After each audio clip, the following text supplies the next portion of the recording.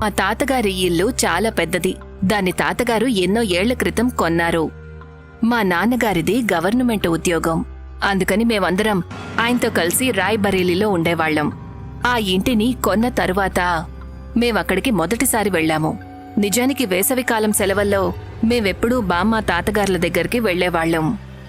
బాబాయ్ వాళ్లతో పాటు మా పిల్లలం అందరం కలిసి చాలా సరదాగా గడిపేవాళ్లం. ఈసారి మేమక్కడికి వెళ్ళినప్పుడు ఈ ఇంటిని కొన్న దగ్గర నుండి మీరెక్కడికూ రానే లేదు కదా. అమ్మా, నీకైతే తెలుసు కదా, మాధవ్ మెడికల్ చదువు అలాగే వీణు బోర్డు పరీక్షల కారణంగా మేము ఎక్కడికి వెళ్ళలేకపోయామని. బనారస్లో మా తాతగారు వకీలుగా ఉండేవారు. మేము సెలవుల్లో ఎప్పుడూ బనారస్కి వెళ్తుండేవాళ్లం. ఆయన సాయంత్రం కోర్టు నుండి తిరిగి వచ్చాక పిల్లలమందరం కలిసి ఆయన చుట్టుముట్టేవాళ్లం. పిల్లలు, ఇవాళ మీరందరూ కలిసి ఏమి ఆటలాడారు? అందరం ఒకరి మీద ఒకరం కంప్లైంట్లు చేయడం మొదలు పెట్టేసేవాళ్లం. అక్క, పద మనం వెళ్ళి ఇల్లంతా చూసొద్దాం. ప్రతి గదికి కూడా ఒక బాల్కనీ ఉండేది. గది కూడా చాలా పెద్దదిగా ఉండేది. ఇల్లంతా చాలా ఖాళీగా ఉండేది. పెద్ద పెద్ద వరండాలు ఉండేవి. ఆ బంగ్లాలోని అన్నిటికంటే పాత గది చాలా పెద్ద హాల్ లాగా ఉండేది. ఆ గదిలో సుమారు 6 కిటికీలుండేవి. వాటికి పెద్ద పెద్ద పరదాలు కూడా ఉండేవి. దాని బయట చిన్న డాబా ఉంటుంది. ఆ డాబా నుండి 8 మెట్లు కిందకి దిగితే అక్కడ మరొక గది ఉంటుంది. దాని బయట కూడా ఒక చిన్న డాబా ఉంటుంది. ఆ గది మా బాబాయ్ కూతురు నీలుది. అక్క, మీరందరూ నా గదిలోనే ఉండండి, చాలా సరదాగా ఉంటుంది. నేను, మా పెద్దక్క సునీధి అక్క, అలాగే మా బాబాయ్ కూతురు నీలు ఎక్కువ సమయం అదే గదిలో గడుపుతూ ఉండేవాళ్లం. నీలు మేము వచ్చిన 2-3 రోజుల తర్వాతే ఆ ఇంటి గురించి చాలా విచిత్రమైన విషయాలు చెప్పడం మొదలుపెట్టింది. మేము ఇంటికి వచ్చిన దగ్గర నుండి ఏదో ఒకటి జరుగుతూనే ఉంది. ఒకరోజు రష్మి ఆడుకుంటూ వెనకవైపున్న తోటలోకి వెళ్లిపోయింది. అక్కడ తను చాలాసేపు ఆడుకుంటూ ఉండిపోయింది. మమ్మీ తనని వెతకడం మొదలుపెట్టింది.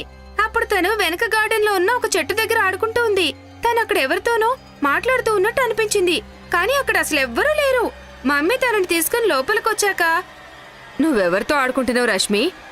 చెట్టు దగ్గర నాకు చాలా మంది స్నేహితులున్నారు. నేను రోజు వాళ్లతో ఆడుకుంటూ ఉంటాను. మమ్మీకి చాలా ఆశ్చర్యంగా అనిపించింది తనేం చెప్తుంది అని. అప్పటికి కొద్ది రోజులకి రష్మి ఆరోగ్యం పాడైపోయింది.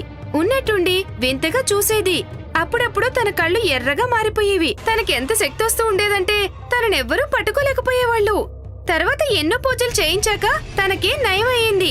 ఇదంతా విన్న తర్వాత మేం చాలా భయపడ్డాం. మేము ఎప్పుడు నీలు గదిలో కూర్చుని కబుర్లు చెప్పుకుంటూ ఉన్నా ఉన్నట్టుండి అక్కడికి మెట్ల మీద నుండి ఎవరో వస్తున్నట్టు అనిపించేది. ప్రతి 3-4 రోజులకలా అనిపించేది. అప్పుడప్పుడు మాకు ఆశ్చర్యంగా ఉండేది. అక్కడికి ఎవరొస్తున్నారా అని మేమందరం కలిసి అరగంట ఎదురు చూసేవాళ్లం. కాని ఎవరూ వచ్చేవాళ్లు కాదు. మా అక్క చెల్లెళ్ల ముగ్గురు ఒకరి చేతులు ఒకళ్ళు పట్టుకుని అక్కడ్నుంచి పరిగెత్తుకుంటూ వెళ్లేవాళ్లం. మెట్ల మీద నుంచి భయం భయంగా కిందకి వెళ్లేవాళ్లం. ఏమైంది? మీరెందుకు ఇలా పరిగెత్తుకుంటూ వస్తున్నారు? మెట్లు చాలా చిన్నగా ఉన్నాయి, పడిపోతారు. బామ్మ, పైన మెట్ల మీద నుండి ఎవరో వస్తున్నట్టు అనిపిస్తోంది, కానీ అక్కడ ఎవరూ లేరు. బామ్మ, ఈ మధ్య చాలా విచిత్రమైన విషయాలు జరుగుతున్నాయి. తాతగారితో చెప్తాను, మీరీ బంగళాలో ఎక్కడా ఒంటరిగా ఉండకండి. మా అమ్మ అలాగే మా అక్క చెల్లెళ్ళు అన్నదమ్ములం, బాబాయ్ పిల్లలు మేమందరం మేడ మీద నేల మీదే నిద్రపోతూ ఉండేవాళ్లం. ఎందుకంటే మేము అర్ధరాత్రి వరకు మాట్లాడుకునేవాళ్లం. ఒకరోజు మేము పైన ఉన్న డాబా మీద పడుకున్నాం. ఉన్నట్టుండి గదిలోని కిటికీల కర్టెన్లు గట్టిగా కదులుతున్నట్టు అనిపించింది, కాని పెద్దగా గాలేవీ లేదు. అప్పుడే ఉన్నట్టుండి నా పక్కనెవరో కూర్చున్నట్టు అనిపించింది. నేను భయంతో లేచి కూర్చున్నాను. వెంటనే మా అమ్మను లేపాను. అమ్మా, నా పక్కనిప్పుడు ఎవరు కూర్చున్నారు? ఎవరూ లేరే. అమ్మ నన్ను తన పక్కన పడుకోపెట్టుకుంది. ఆ బంగ్లాలో ఇలాంటి విషయాలు చాలా జరుగుతూ ఉండేవి. ఒకరోజు అది మధ్యాహ్నం సమయం. మీను, నువ్వు ఒకసారి మేడ మీదకి వెళ్ళు. అక్కడ నేను పచ్చడి ఎండబెట్టాను. అందులో నుండి కొంచెం పచ్చడి తీసుకురా, వెళ్ళు. నేను చాలా సరదాగా గరిటె గిన్నె తీసుకుని మేడ మీదకు వెళ్లాను. కానీ నేను ఎప్పుడైతే నీళ్లు గది బయట ఉన్న మెట్ల మీద ఎక్కడ మొదలు పెట్టానో మేడ మీద ఎవరో మాట్లాడుకుంటున్నట్టు అనిపించింది. ఎవరై ఉంటారో? మా కుటుంబం చాలా పెద్దది. ఆ రోజుల్లో మా బాబాయ్ పిల్లలిద్దరూ అలాగే మేమందరం అక్కడే ఉండేవాళ్లం. నేను మేడ మీదకు వెళ్లి చూసేసరికి అక్కడ ఎవరూ లేరు. పచ్చడి సీసా మూత తెరిచిపెట్టుంది. అప్పుడే ఎవరో ఆ సీసాలో నుండి పచ్చడి తీసుకుని వెళ్లినట్టు అనిపించింది. ఎందుకంటే పచ్చడి వాసన బయట వరకు వచ్చింది. ముందైతే నాకసలు ఏమీ అర్థం కాలేదు. నేను అందులో నుంచి పచ్చడి తీసుకుని కిందకి వెళ్లి, పిన్ని, పచ్చడి మూత తెరిచిపెట్టుంది. ఎవరో అందులో నుంచి కొంచెం పచ్చడి తీసుకువెళ్ళినట్టు నాకు అనిపించింది. పచ్చడి ఎవరు తీసుకెళ్తారు? కోతి కూడా రాలేదు కదా. ఆయన ఈ ఇంట్లో ఇటువంటి సంఘటనలు జరుగుతూనే ఉంటాయి. ఒకరోజు మేమందరం నీలు గదిలో కూర్చుని మాట్లాడుకుంటున్నాం. మేమెప్పుడూ మా గది తలుపుల్ని మూసిపెట్టి ఉంచేవాళ్లం. ఉన్నట్టుండి ఎవరో తలుపు కొట్టినట్టు మాకనిపించింది. మేడ మీద ఎప్పుడూ చీకటిగానే ఉండేది. సుమ్మి అక్క తలుపు తెరిచి చూస్తే అక్కడ ఎవరూ లేరు. కాని ఎవరో కావాలనే తలుపు కొట్టి మెట్ల మీద నుండి పైకి వెళ్లినట్టు మాకనిపించింది. మాకు ఎవరివో కాలి అడుగులు వినిపించాయి. మాకు తరచూ మేడ మీద ఉన్నప్పుడు ఇటువంటి శబ్దాలు వినిపిస్తూ ఉంటాయి. మా బంగ్లాకి పక్కనే ఉన్న ఇంట్లో అర్చన ఆంటీ ఉండేవారు. మీను అక్క, అర్చన ఆంటీ చాలా మంచివాళ్ళు. ఆవిడ అప్పుడప్పుడు వస్తూ ఉంటారు. ఒకసారి ఆవిడ ఇంటికొచ్చినప్పుడు మేమందరం వెళ్లి ఆవిడతో మాట్లాడాం. ఆవిడ చాలా చక్కగా మాట్లాడారు. ఈ బంగ్లా చాలా కాలం ఖాళీగా ఉంది, కానీ ఇప్పుడు మీరొచ్చాక కాస్త వెలుగొచ్చినట్టుంది. ఆ జిన్ ఇక్కడ ఎవరిని ఉండనివ్వడు. మేమందరం జిన్ పేరు వినగానే వణికిపోయాం. మేమందరం రాత్రిపూట ఒంటరిగా ఒక గదిలో నుంచి మరో గదిలోకి వెళ్లలేకపోయేవాళ్లం. ఒక గదిలో నుంచి మరో గదిలోకి వెళ్లడానికి మేడ మీద నుంచి వెళ్లాల్సొచ్చేది. ఎప్పుడు వెళ్లినా ఇద్దరం కలిసి వెళ్లేవాళ్లం. అటువంటి చిన్న చిన్న సంఘటనలైతే జరుగుతూనే ఉండేవి. ఒకరోజు మా పిల్లలందరం ఇంట్లోనే దొంగాట ఆడటం మొదలుపెట్టాం. నేనాడుకుంటూ బంగ్లా వెనక ఉన్న గార్డెన్లోకి వెళ్లాను.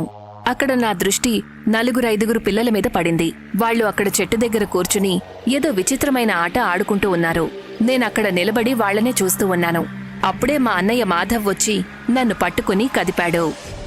వీను, ఇక్కడేం చేస్తున్నావు నువ్వు? అలా చూడు, ఆ ఫారినర్ పిల్లలు ఎంత బావున్నారు కదా. ఎక్కడా? నాకు ఎవరూ కనిపించడం లేదే. తను నన్ను అక్కడ్నుంచి లోపలికి తీసుకువెళ్లాడు. తను అన్ని విషయాలు మా అమ్మతో చెప్పాడు. ఆ తర్వాత నాకు చాలా జ్వరం వచ్చింది.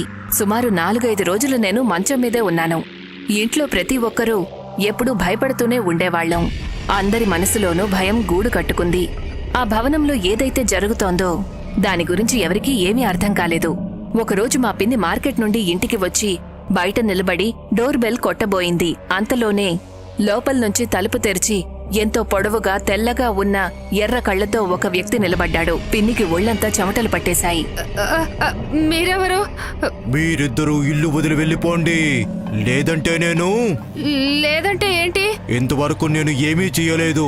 ఇక మీదట ఏదైతే జరుగుతుందో అది చాలా భయంకరంగా ఉంటుంది. అలా చెప్పి అతను మాయమైపోతాడు. పిన్ని కంగారుగా తాతగారి దగ్గరికి వెళ్లి జరిగిందంతా తాతగారితో చెప్తారు. తాతగారికి వీటన్నిటి గురించి ముందే తెలుసు. కాని విషయం ఇంత సీరియస్ అని ఆయన ఊహించలేదు. కొద్ది రోజుల తర్వాత మేమందరం అక్కడ్నుంచి వెళ్లిపోయాం. ఎందుకంటే సెలవులు పూర్తయిపోయాయి. ఆ తర్వాత సంవత్సరం వేసవి సెలవులకి తాతగారింటికి వెళ్లాలనుకున్నప్పుడు ఒకరోజు తాతగారు ఇప్పుడు ఆ భవనాన్ని అమ్మేసి మళ్ళీ పాతింటికే వెళ్ళిపోయారు. అప్పుడే మేమందరం ప్రశాంతంగా ఊపిరి తీసుకున్నాం. మేమందరం అక్కడికి వెళ్లి నాన్న బామ్మగారిని అడిగినప్పుడు, బామ్మ, మీరందరూ వెళ్లిపోయిన తరువాత ఈ ఇంట్లో సమస్యల వర్షం కురిసింది. అప్పుడప్పుడు మేడ మీద నుండి ఎవరో బోలెడంత మట్టి విసురుతున్నట్టుండేది.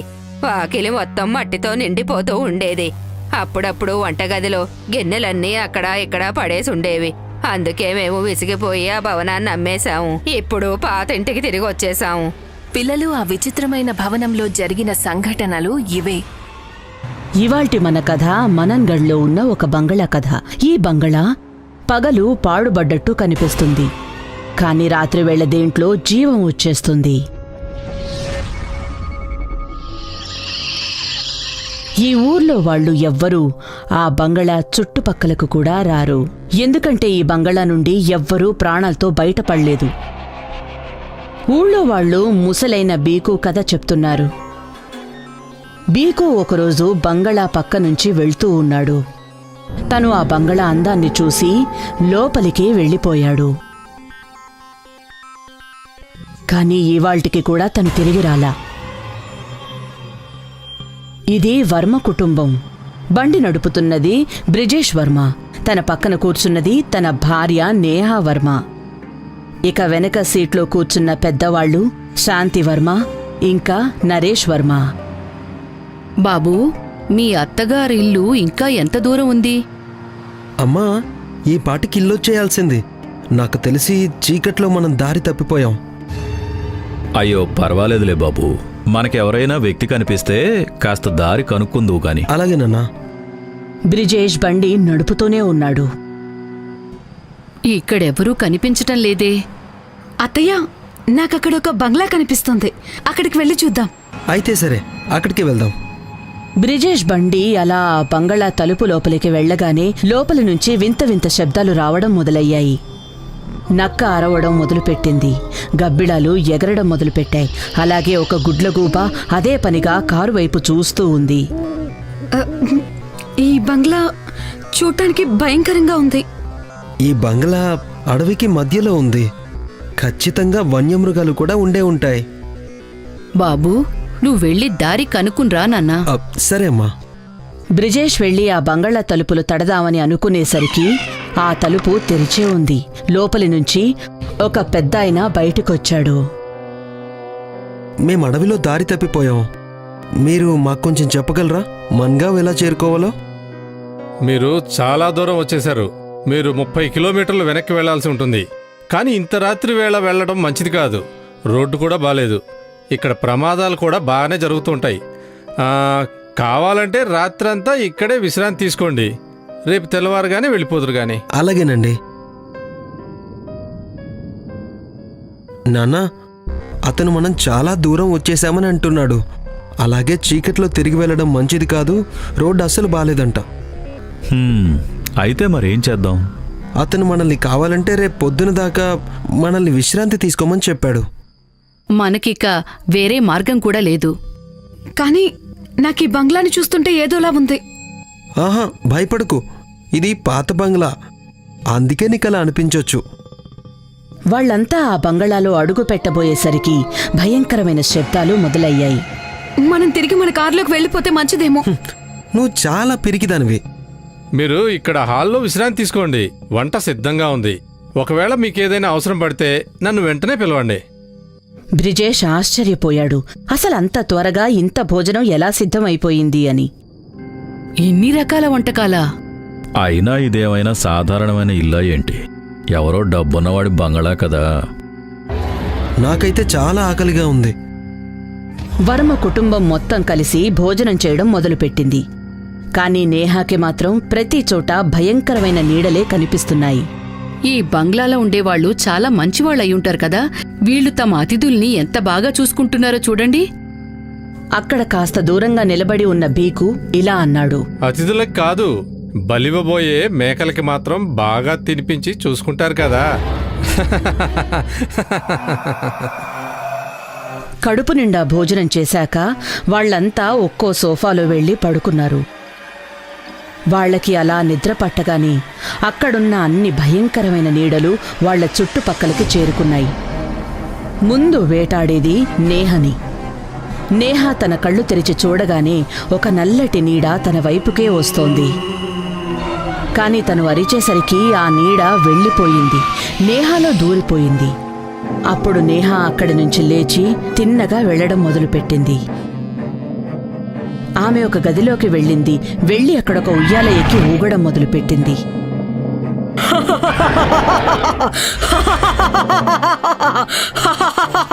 నేహ నవ్వుతుండడం విని బ్రిజేష్కి తెలివొచ్చింది. నేహా ఈ సమయంలో ఇంత గట్టిగా ఎందుకు నవ్వుతోంది? తను కూడా మెట్లెక్కడం మొదలుపెట్టాడు. కాని తను మెట్లు ఎక్కడం తరగడమే లేదు. అసలు ఇక్కడ ఏం జరుగుతుంది? బ్రిజేష్ వెనక్కి తిరిగి చూసేసరికి అక్కడ తన తల్లిదండ్రులు కనిపించడం లేదు. అమ్మా, నాన్న, అందరూ ఎక్కడికి వెళ్ళారు? బ్రిజేష్ ఆ మెట్లు ఎక్కుతూనే ఉన్నాడు. కాని తన మీదకి చేరుకోలేకపోతున్నాడు. బ్రిజేష్ తల్లి, ఇవాళ కూడా అలాగే కనిపిస్తోంది. 100 ఏళ్ల క్రితం ఈ ఊరు ఎలా ఉండేదో అలాగే కనిపిస్తోంది. ఇదంతా మన ఆస్తే కదా. దీన్ని ఎవరు మార్చగలరు చెప్పండి? అలా చూడండి, ఆ ఊర్లో వాళ్ల బస్తీ. వాళ్ళంతా చాలా దూరం వెళ్ళిపోయారు. మన కోం వీళ్ల మనసుల్లో మనవంటే ఇంకా భయం అలాగే ఉంది. కానీ ఈ వర్మ కుటుంబం మన అనుమతి లేకుండా మన ఇంట్లోకి చొరబడ్డారు. దీనికి వీళ్ళకి సరైన శిక్ష పడే తీరుతుంది. అలా అని శాంతి ఆ బంగళా డాబా మీద నుంచి దూకేసింది. ఆ!